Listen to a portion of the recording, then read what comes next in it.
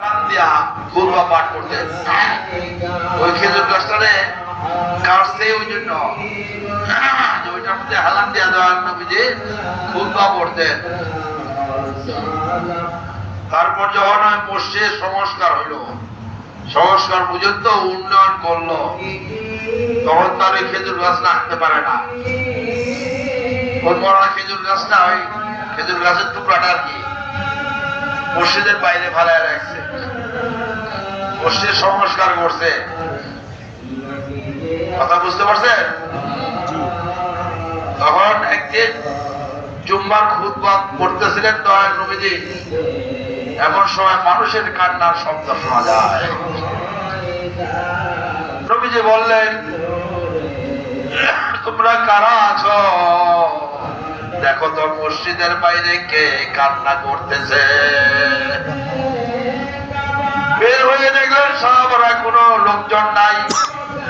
হুজুর কই? আমরা তো বাইরে গিয়ে শুনলাম না মানুষের কান্না এবং কোনো লোকজন তো দেখলাম না। যখন মসজিদের ভিতরে এসে আবার খুতবা পাঠ করতেছে, তখন আবার ওই মানুষের কান্না শোনা যাইতেছে। দয়াল নবীজি বললেন, দেখো তো, তোমরা বলবে কেউ নাই, তোমরা কি এখন মানুষের কান্না শুনতে পাও না? বললেন, হুজুর এখন তো শুনতেছি মানুষের কে যেন বাইরে কাঁদতেছে। যাও বাইরে গিয়ে দেখো কে কাঁদতেছে, দেখো কোনো লোকজন নাই। আবার এসে বললেন, নবী গো, মসজিদের ভিতরে ঢুকলেই লোকটা কান্নাকাটি করে, বাহির হইলে তো আমরা তাকে খুঁজে পাই না। বের হয়ে মসজিদ থেকে তাদেরকে দিয়ে বের হয়ে দেখলে কেউ নাই।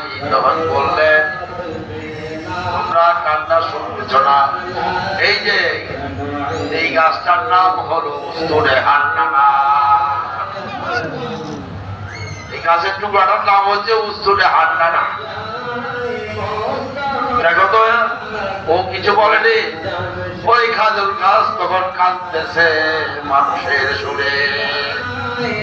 সাহাবারা আশ্চর্য হয়ে গেলেন। দয়াল নবীজি বললেন, এই উস্তুনে হান্নানা, তুমি কাঁদতেছ কেন? নবী গো, আমার এত দুর্ভাগ্য, আমাকে মসজিদের বাইরে ফেলে দিতে। আমার গায়ে তো এখন বিশ্ব নবী হেলান দিয়া দাঁড়ায় না। আমার মনে কষ্ট। ও দয়াল নবী, আমার গায়ে হেলান দিয়ে আপনি খুতবা পাঠ করতেন, এখন তো আমার গায়ে আপনার পিঠ লাগে না। আমার বড় কষ্ট হইতেছে, তাই আমি আপনি খুতবা দিতেছেন, আমি না কাঁদতে পারতেছি না। দয়াল নবীজি বললে, উস্তুনে হান্নানা, তুমি আর কাঁদো না। তোমাকে আমি এখনই মাটিতে গায়রা রাখা দোয়া করে দিতে, তুমি আবার জীবিত হয়ে মানুষকে খাদু দান করতে পারবা। তুমি জীবিত হইয়া আবার মানুষকে খাদুর খাওয়াইতে পারবা। খাজুর গাছ বলতেছে, ওই উস্তুনে হান্নানা বলে, ও দয়াল নবী, আমি আর চিন্তা হইতে চাই না।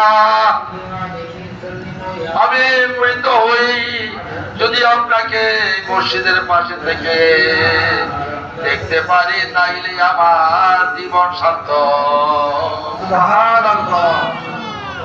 দয়াল নবীজি বললেন, উস্তুনে হান্নানা, তাহলে তোমাকে আমি এমন ক্ষমতা দিয়া যাইতেছি, তুমি উস্তুনে হান্নানা সারা বিশ্বের মানুষকে খেজুর খাওয়াইতে পারবা। তুমি সারা বিশ্বের মানুষকে খাজুর খাওয়াইতে পারবা। তোমাকে আমি এই দোয়া করে দিচ্ছি। উস্তুনে হান্নানা বললে, দয়াল নবী, আমি এই দোয়া চাই না। কি চাও তাহলে তুমি? ও দয়াল নবী, আপনি এই দুনিয়া ছেড়ে গেলে বেহেশতের যে জায়গায় থাকবে, সেখানে তো আপনি চিরদিন থাকবেন, লক্ষ লক্ষ বছর। কোণায় আমাকে রেখে দেন, আমি যাতে আপনাকে কিয়ামত পর্যন্ত ওইখানে দাঁড়াইয়া আপনাকে আমি দেখতে পারি। আমি এই দোয়া চাই যাতে করে আপনাকে আমি সর্বক্ষণ দেখতে পারি। দয়াল নবীজি বললেন, উস্তনে হান্নানা, তাই হবে, তোমাকে আমি বেহেশতের ওই কর্নারে জায়গা দিয়ে দিব। এই বলে উস্তনে হান্নানাকে দাফন করে দিলেন। আর দয়াল নবীজি বললেন, এখান থেকে সে ওই শ্রেষ্ঠ বেহেশতে চলে গেছে। আমল করার পরে বলে এখান থেকে ওই বেহেশতে চলে গেছে, হান্নানা এইখানে নাই। কত বড় বড় গাছের মহব্বত। আর আমরা মানুষ হয়ে কি করি? আমরা মানুষ হয়ে কই, সে তো আমাদের মতোই মানুষ, সে তো আমাদের মতোই মানুষ, আমাদের বড় ভাই। নাউজুবিল্লাহ মিন যালিক। যার প্রেমে মরা খেজুর গাছ কাঁদলে কথা বলে, যার প্রেমে তাকে যদি বলি সে আমাদের মতোই মানুষ, না হলো? কথা বলেন না কেন? এটা হলো? যার আঙ্গুলের ইশারায় চন্দ্র দুই টুকরা হয়ে যায়, তাকে বলি সে আমাদের মতোই মানুষ। যার প্রেমে আল্লাহ বলেছেন,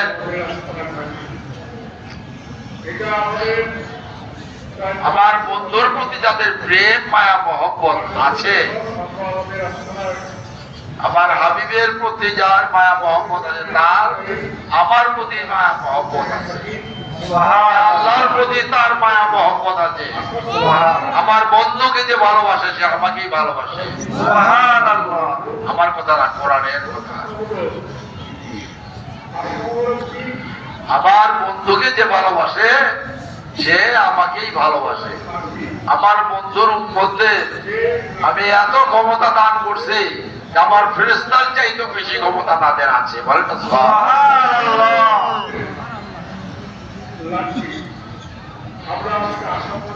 হযরত জিবরিল আলাইহিস সালাম